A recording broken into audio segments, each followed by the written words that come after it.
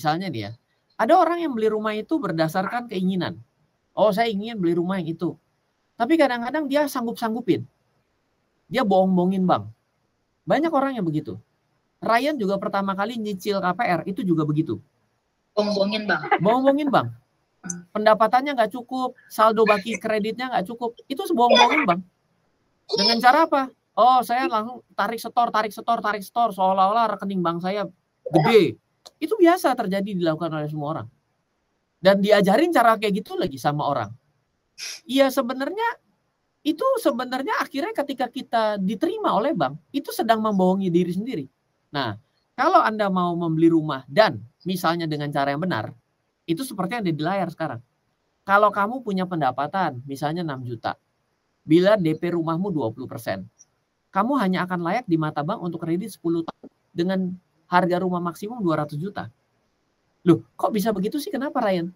Karena cicilan maksimum dari 6 juta, itu bank cuma bisa kasih kita itu 40-50%. Jadi cicilan ke bank itu kurang lebih sekitar 2,4 sampai 3 juta. Nah, dengan studi kasus 200 juta, saya mau tanya sama Anda ya, saya mungkin mohon maaf kalau misalnya Ibu ada di Pangkalan Bun, harus cross-check dengan data yang di sekitar gitu ya. Tapi untuk di Jakarta, rumah 200 juta, rumah mana yang bisa dibeli? Jawabannya adalah dia harus minggir ke kota satelit. Kalau apartemen mungkin masih ada. Nah, lepas daripada itu, kita harus berhitung lagi. Ternyata cicilannya untuk 10 tahun cicil dengan plafon 160 juta, itu sebulan adalah 2 juta. Ah, enteng Ryan, saya 2 juta mah mampu kok. Bisa saya yang 2 juta. Tidak juga loh. Ternyata biaya untuk memiliki sebuah rumah selama 10 tahun yang 2 juta sebulan, setahun kan cuma 24 juta ya. Ternyata 1 tahun pertama Anda masih keluar 142 juta. Loh, kok 142 sih? Dari mana hitungan ajaib itu? Ryan ini pasti asbun. Oh enggak. Ada blind spotnya. Yaitu adalah satu, kalau di total dengan hitungan ini, maka rumah 200 juta Anda, properti yang Anda tahu, yang Anda beli 200 juta, itu 10 tahun nilainya jadi 450 juta. Dan saya hitungkan buat Anda, PPN. Kalau nggak ada PPN, pajak pembeli, cicilan ditambah DP, dengan fix and cap, listrik, furnish rumah. Emang rumahnya begitu dibeli Anda tidur langsung geletak di lantai? Kan enggak. Oh, saya nggak pakai gorden, Pak. Oh, pakai apa? Kertas koran. Oh, oke, siap. Saya nggak pakai air, Pak. Pakai apa? Saya nunggu hujan. Lah iya, kalau hujan. Isi rumah dicicil 2 tahun, nilai 50%. Biasanya yang namanya furnish itu adalah 50% daripada nilai rumah. Bayar PBB per tahun. Oh, kecil Pak, PBB mah kecil. Oh iya, PBB-nya kecil. Bayar PPN-nya pingsan, 10%. Oh Pak, sekarang lagi subsidi Pak, PPN lagi nggak ada. Ya oke, siap. Saya terima. Itu kan kemudahan relaksasi hari ini.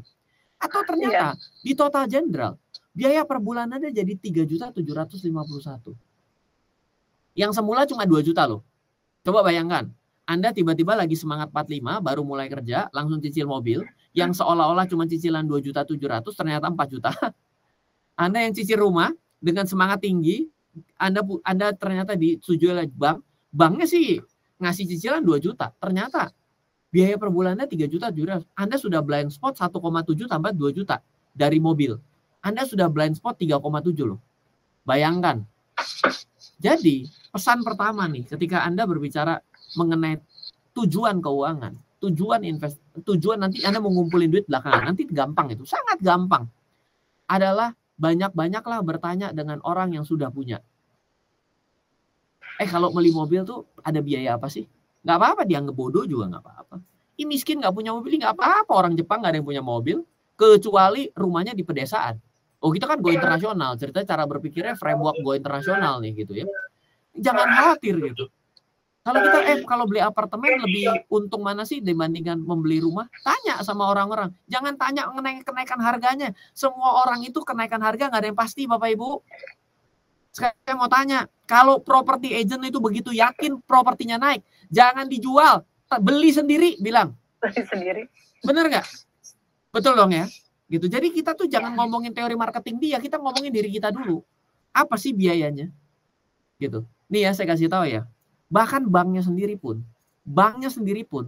itu tidak bisa menjawab bunga floating loh. Ryan, saya boleh nggak sih ngomong sedikit ini melompat ke properti? Saya pengen dapat hitung-hitungan properti sedikit, Ryan. Boleh, nggak apa-apa. Karena tadi kan banyak tuh beli properti. Ayo kita jawab, bahas dulu. Ya.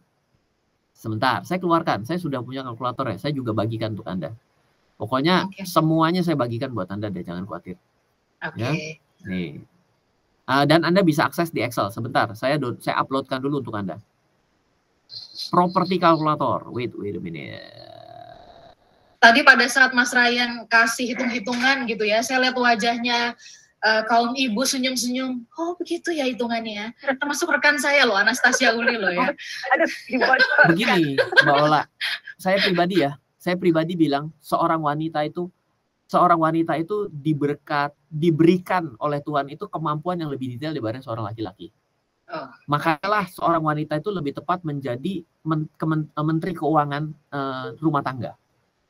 Karena nawar itu lebih sadis. Kalau seorang laki-laki itu orangnya orang universal. Jadi gitu sebenarnya ya? Hitung-hitungan ini itu seharusnya diserahkan kepada wanita. Si laki-laki itu nanti tinggal investasinya. Karena pria itu lebih melihat jangka panjang. Wanita itu lebih memperhatikan detail.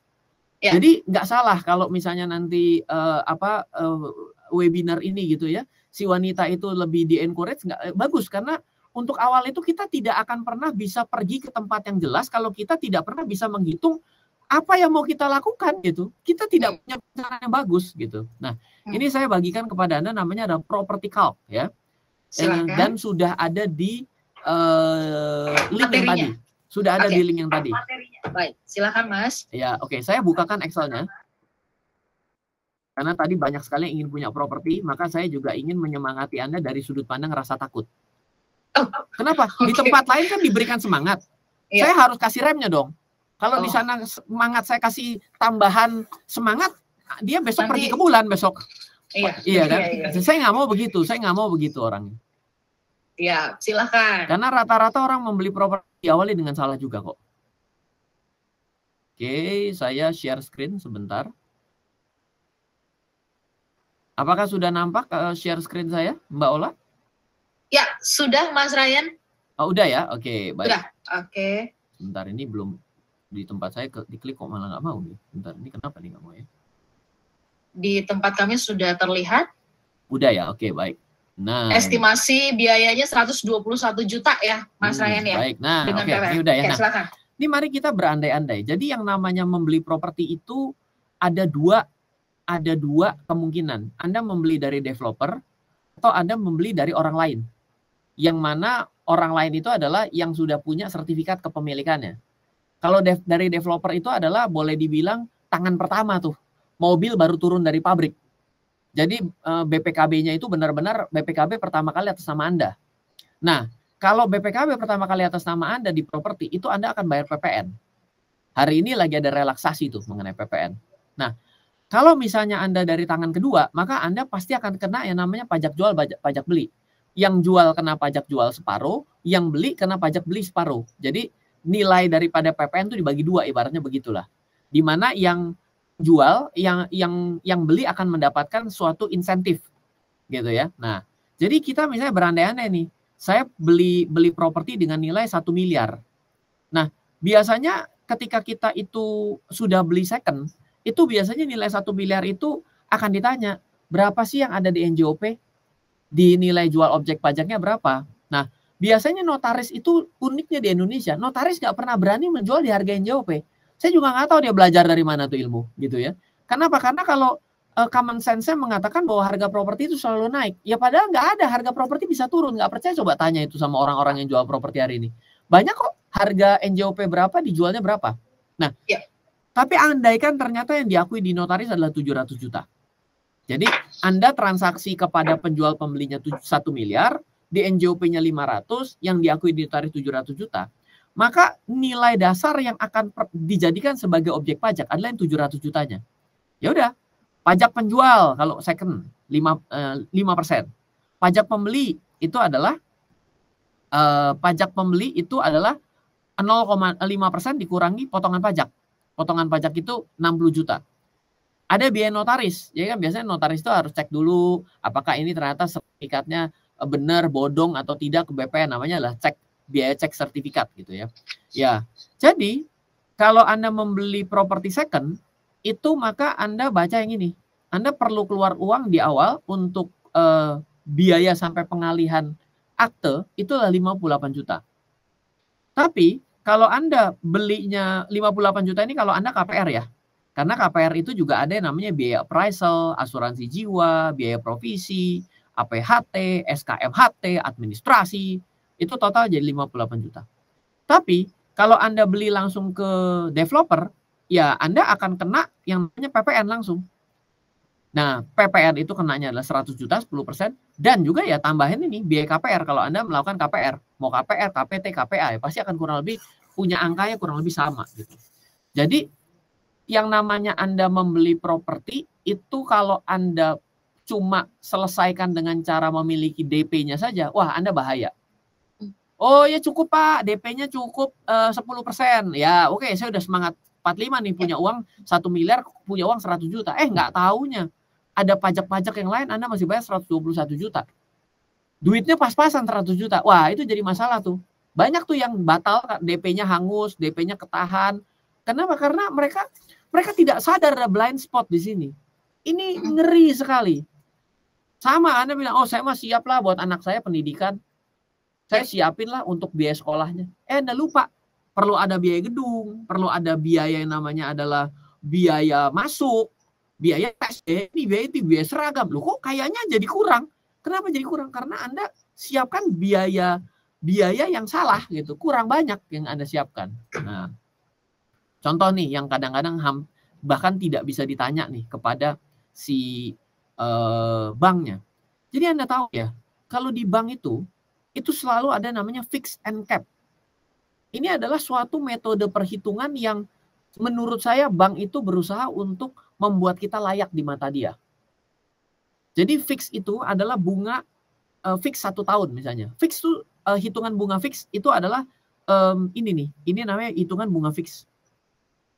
Jadi ketika dia hitung, itu namanya bunga fix itu dia sebenarnya akan selalu membayar dengan nilai yang sama nih. Makanya cicilannya fix. Gitu ya. Tapi sebenarnya terjadi perubahan antara pokok dan yang berubah. Jadi ibaratnya gini, semakin Anda bayar pokok, bunganya akan semakin turun. Iya dong. Beda dengan yang namanya bunga flat. Bunga flat itu kayak Anda KTA. KTA itu bunganya selalu dihitung dari awal. Nah, jadi ini penting, harus hati-hati gitu. Nah, kalau bunga fix itu Anda berarti misalnya bisa bilang, Pak, saya mau tanya nih, saya mau KPR di sini, fixnya berapa lama? Oh, fixnya adalah 6%.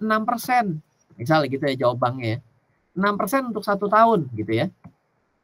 Ya terus dia bilang, oh selanjutnya cap Pak, selama 2 tahun selanjutnya akan cap. Berarti setelah 1 tahun akan menjadi cap. Maksimum 9,5. Loh, cap itu apa sih? Apa sih Ryan? Cap itu adalah bunga Anda yang hari ini dikasih itu adalah bunga promo. Nah, bunga sebenarnya bank itu akan mengikuti naik turunnya suku bunga acuan. Ketika dia itu cap, artinya adalah bila suku bunga acuan di 15%, Anda cuma di cap sampai 9,5. Tapi kalau misalnya bunga acuannya itu kurang daripada 9,5, ya ikutin bunga acuan. Tapi yang mana nggak mungkin. Pasti Anda akan kena fix, pasti Anda akan cap, dan Anda akan kena floating. Nah, yang tidak bisa dijawab oleh orang bank, biasanya, coba ya, wahai, di sini ada orang bank juga, ya, coba ditanya, benar nggak, bisa jawab nggak bunga floating banknya berapa? Nggak bisa, bingung. Ya nanti Pak, lihat kondisi setelah 2 tahun hari ini. Oh, nggak usah ngomongin 2 tahun, yang sekarang floatingnya berapa? Jawab bingung juga. Dia menghindar untuk menjawab ini, karena dia bilang, oh Pak kan masih 3 tahun lagi, 12 bulan pertama kan tak kasih kamu 6%.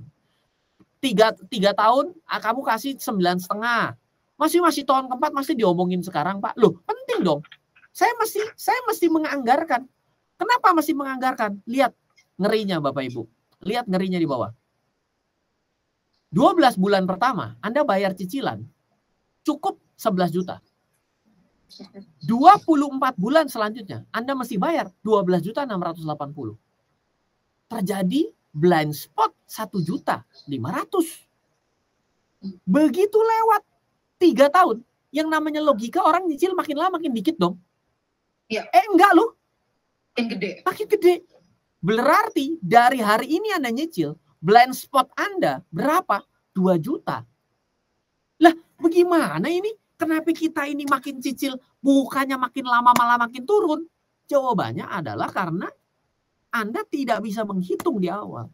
Dan memang mereka pun tidak bisa memberikan di awal. Tekan sampai dapat. Jadi kalau misalnya Anda mau nyicil nih, oke, fix kamu berapa? Oke, cap kamu berapa? Oke, bunga floating, wah kan masih 3 tahun lagi. Oke, kamu nggak usah jawab gitu. Saya mau tahu, sekarang berapa?